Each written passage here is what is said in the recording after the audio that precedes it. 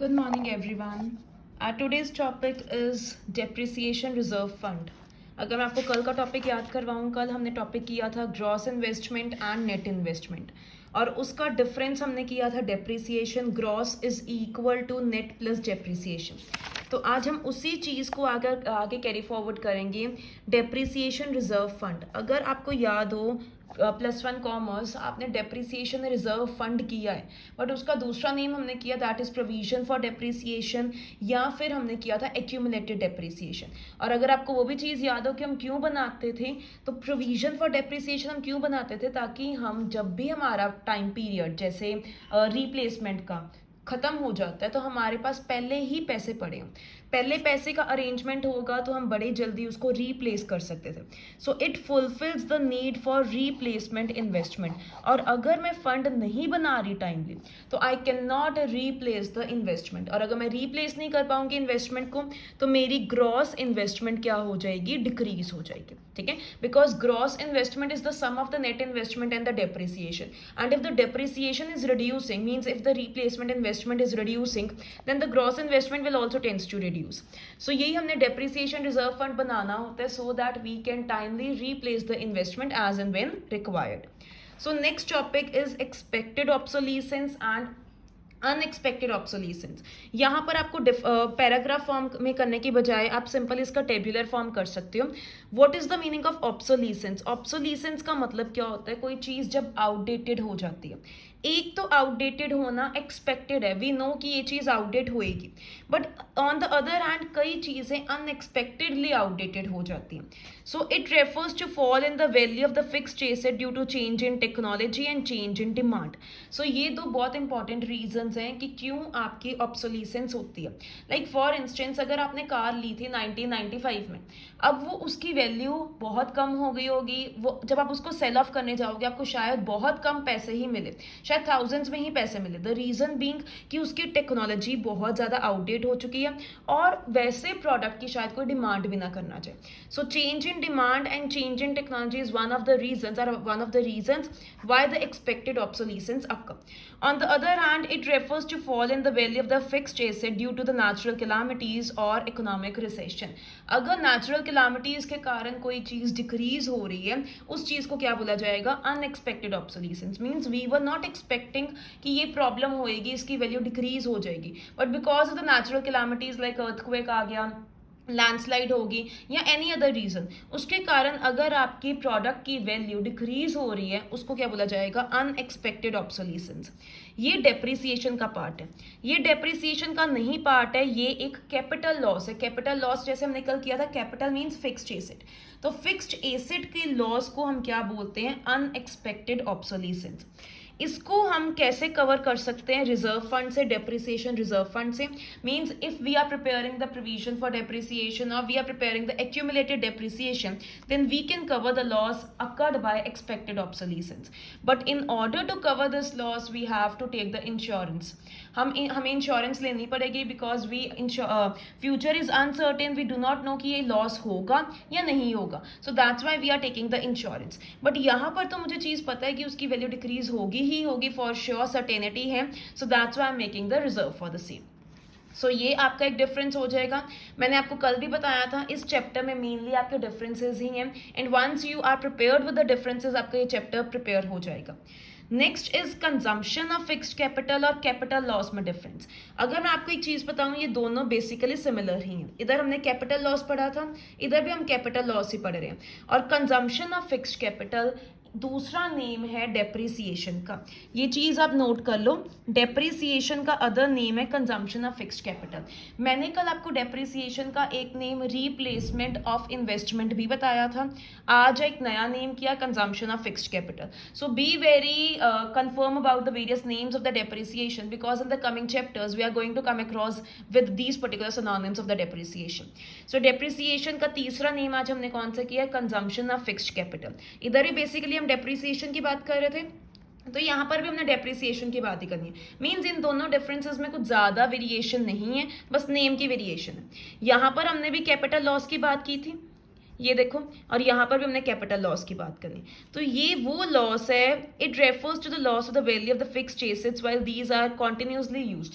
अगर मैं अपने एसेट को कॉन्टिन्यूसली यूज करी जाऊंगी तो मेरे value of the asset decrease हो जाएगा, और उस चीज को हम टर्म क्या देंगे, depreciation. On the other hand capital loss क्या होगा, ये फिक्स्ड एसेट का लॉस है, चाहे आप यूज कर रहे हो चाहे नहीं यूज कर रहे, बिकॉज यहाँ पर रोल किसका आ जाएगा, नेचुरल कैलामिटीज का आ जाएगा। Next, it is a loss due to normal wear and tear. What is the meaning of a normal wear and tear? It means when we are using something on a regular basis. Accidental damages हो सकता है, मेरी Activa bike car का accident हो जाए, उसके कारण उसकी वैल्यू डिक्रीज हो जाए, और expected obsolescence, like I told you, इसी का ही पार्ट है, इसको वाइस वर्सा आप यूज कर सकते हो। It is a loss due to natural calamities, जो हमने ऊपर ही पढ़ा। Fall in the market value of the asset during period of economic recession, like for instance corona आया, कोरोना के कारण कई चीज़ों की वैल्यू डिक्रीज हो गई सॉरी, और कई चीज़ों की वैल्यू इंक्रीज होगी। तो जो चीज़ें इकोनॉमिक बैरोमीटर्स के कारण इंक्रीज या डिक्रीज होते हैं उसको क्या बोला जाता है, कैपिटल लॉस बोला जाता है। Means we are not expecting the loss, but ये चीज़ होनी ही होनी है because of the various natural calamities reason. It is manage through depreciation reserve fund, यहाँ पर भी हमने लास्ट पॉइंट यही किया था। यहाँ पर it is manage through insurance, again last point यहाँ पर भी यही किया था। So these two differences are basically a replica of one another. So next we are going to a very important topic, that is a stock and flow. For this I'm referring my notes. Stock का मतलब क्या होता है, these are those variable which are measured at a particular period of time. Do consider that the important key word is particular period of time. जैसे stock है goods का godown में on 28 March 2012, मतलब एक पर्टिकुलर पीरियड पे कितनी चीज़ मेरे पास available है। जैसे मैंने कल एक मशीन्स की भी एग्जांपल दी थी। सो if I say I was having 4 machines on the 1st April 2012, then that will be a stock because I am specifying the particular date.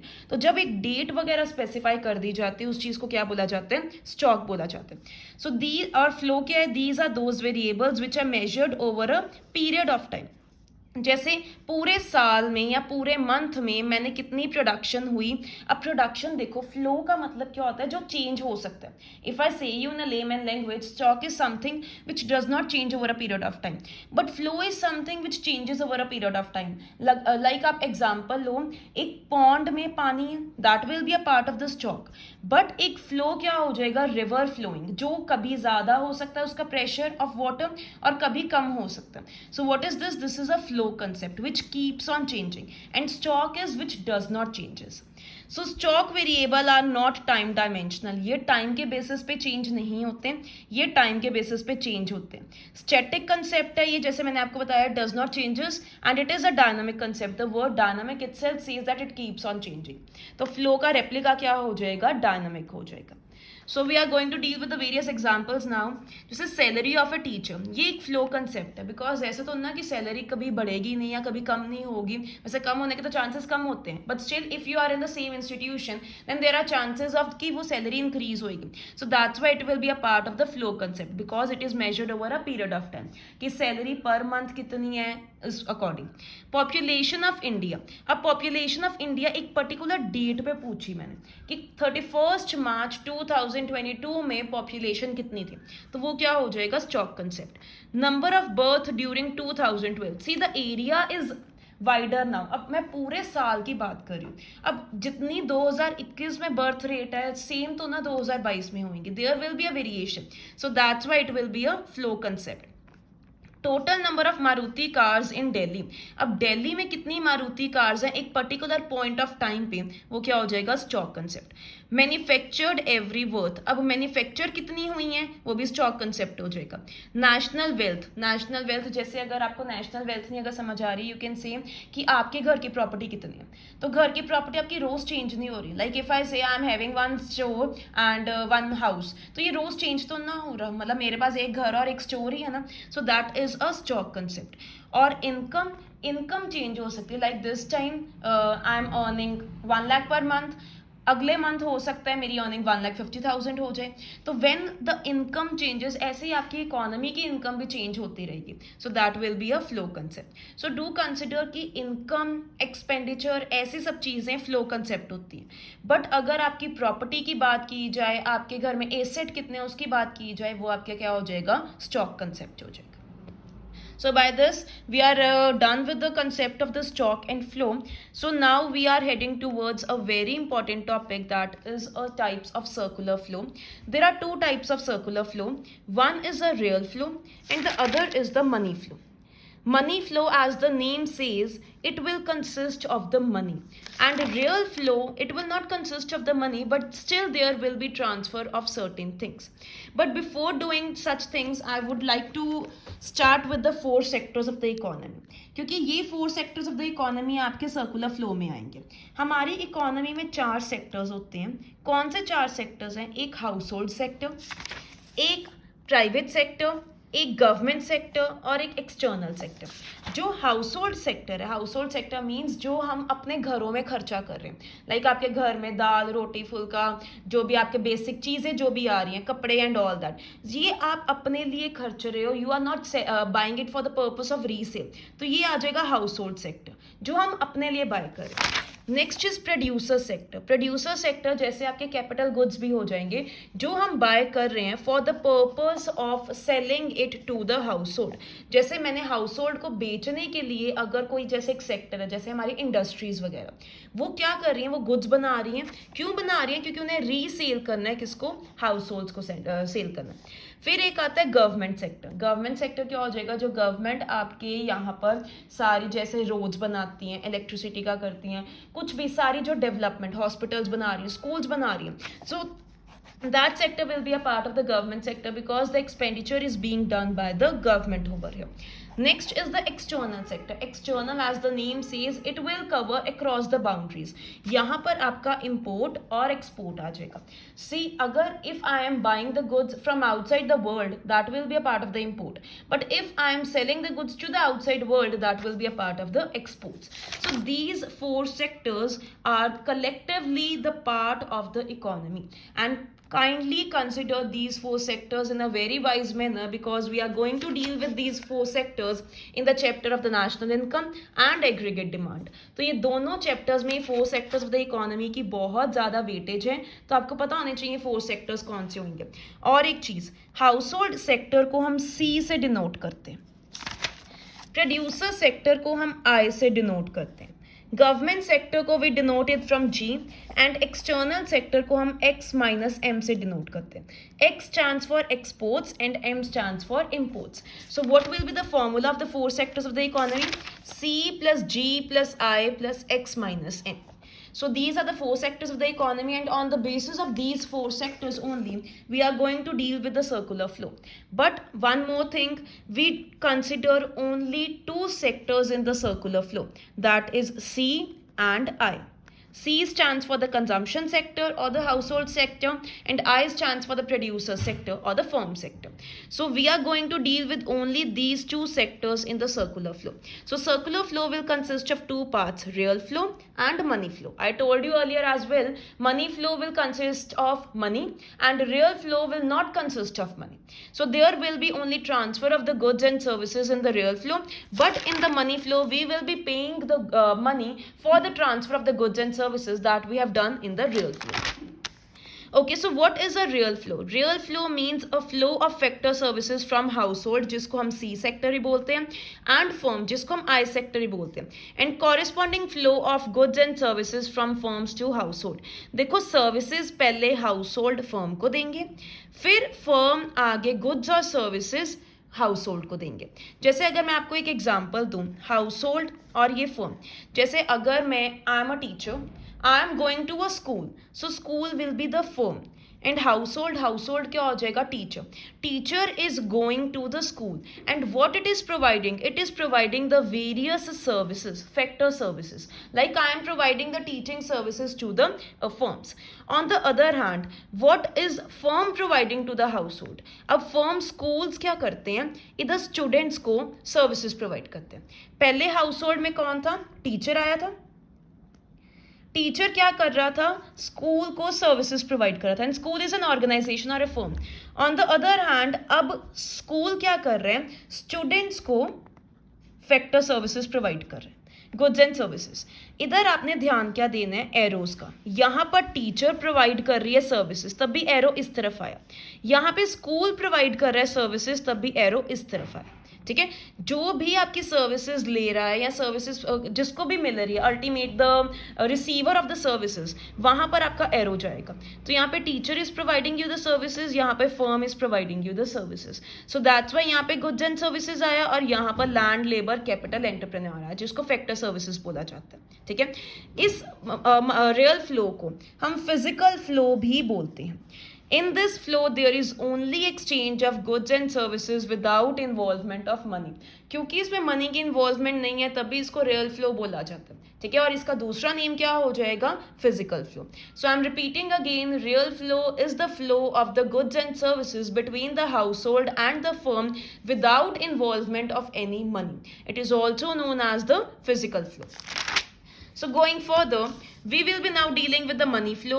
अब जो सर्विसेज, देखो अब यहाँ पे टीचर ने सर्विसेज प्रोवाइड की, तो अब बदले में अब स्कूल क्या प्रोवाइड करेगा? इसको पैसे प्रोवाइड करेगा। तो यहाँ पर क्या हो गया? Payment of the goods and services. यहाँ पे payment of the factor services firm ने किसको प्रोवाइड की? टीचर को प्रोवाइड की। अब ऑन द अदर हैंड इधर क्या हुआ था कि फर्म ने स्टूडेंट को गुड्स एंड सर्विसेज प्रोवाइड किए थे। लाइक आप लोगों को सर्विसेज प्रोवाइड की जाती है, आपको टेबल्स प्रोवाइड किए जाते हैं स्कूल में, इलेक्ट्रिसिटी प्रोवाइड की जाती है, टीचिंग सर्विसेज प्रोवाइड की जाती है। आप बदले में क्या देते हो? उसकी पेमेंट देते हो in the form of the fees. तो यहाँ पर पैसे इन्वॉल्वमेंट हो रही है। यहाँ पे फर्म पहले सैलरी दे रही है टीचर को, और यहाँ पर अब हाउस होल्ड मतलब जो स्टूडेंट्स हैं वो क्या प्रोवाइड कर रहे हैं? उनको फीस प्रोवाइड कर रहे हैं। ठीक है, so this is real flow. यहाँ पर पहले और एक चीज, पहले आपका हमेशा रियल फ्लो होता है। पहले आप सर्विसेज प्रोवाइड करोगे या गुड्स प्रोवाइड करोगे, then only the other person will pay you the money. Like for instance, you are going to a shop to buy something, first of all you will demand a thing, if your demand gets fulfilled then only you will be providing the money. ऐसा तो होगा नहीं कि आपको services कोई भी नहीं provide हो रही और आप मनी दे कर आ रहे हो। तो सर्विसेज पहले प्रोवाइड होती हैं and then the money flow comes into existence. So it is also known as nominal flow and it involves exchange of the money between the two sectors. Am I clear? So now next topic is difference between real flow and the money flow. It refers to the flow of factor services जो भी हमने पीछे definition की between households and firm. यहाँ पर क्या हो जाएगा? flow of the factor payments from household to firm and factor services और flow of money from household to firm. एक जगह firm to household हो जाएगा, एक जगह household to firm हो जाएगा. इसका दूसरा नेम है physical flow, इसका अदर नेम है nominal flow. यहाँ पर exchange of goods और services तो हो रहे हैं but there is no involvement of money. But यहाँ पर exchange of money हो रही है और goods and services यहाँ पर exchange नहीं हो रहे. और फोर्थ पॉइंट आप डायग्राम बनाओगे, दोनों की डायग्राम मैंने बनाई हुई है. Fourth point will be the diagram. So again I am telling you the basis. The first base will be the meaning, the second base will be the other name, third base will be the involvement of money, and the fourth base is diagrammatically. So next is meaning of circular flow of income. ये जो चीज़ हमने की इसी का meaning, types of circular flow. इसका meaning क्या होता है? जब आपकी इनकम जनरेट हो रही होती है with the help of the production process, और इसमें 4 सेक्टर्स होते हैं, 4 फैक्टर्स ऑफ प्रोडक्शन होते हैं और 4 सेक्टर्स होते हैं. But in your syllabus there are only 2 sectors. अब यहाँ पर इन्होंने क्या किया? इन 2 सेक्टर मॉडल को इकट्ठे कर दिया. जो ये आपने इंडिविजुअली बनाया है उसको इन्होंने कंबाइन कर दिया.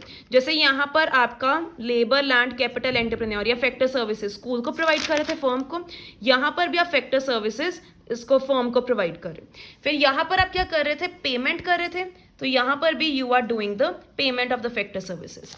अगेन यहाँ पर goods and services firm provide कर रही थी, यहाँ पे भी goods and services firm provide करिए. अब यहाँ पे हाउस होल्ड्स पेमेंट कर रहे थे. Again you can see that there is a payment of the goods and services from household to the producers. Am I clear? तो आपको आना चाहिए 2 सेक्टर मॉडल भी, रियल फ्लो भी, मनी फ्लो भी. If you are well aware of the fact of the real flow and the money flow, then it will be very easy for you to elaborate the circular flow in a 2 sector model. So last topic is what is closed economy and what is open economy. See, we have done 4 sectors of the economy, that is C, G, I, X minus M. तो जब आपका external sector नहीं हम count करते तो उस economy को हम क्या बोलते हैं? क्लोज्ड इकोनॉमी बोलते हैं. Means if you are taking into consideration either 2 sector model or 3 sector model, then it will be a closed economy. But if you are taking into consideration all the 4 sectors of the economy, then it will be a part of the open economy. So closed economy is an economy which has no economic relation with the rest of the world. Means we are not importing not exporting, but presently कोई भी economy closed economy नहीं है. Open economy कौन सी economy होगी? Which has economic relation with the rest of the world, means we are indulge into the imports and exports. So that will be a part of the open economy. Means India is an open economy, but when we are doing the circular flow of income in a two sector model, it means we are taking into consideration the closed economy only.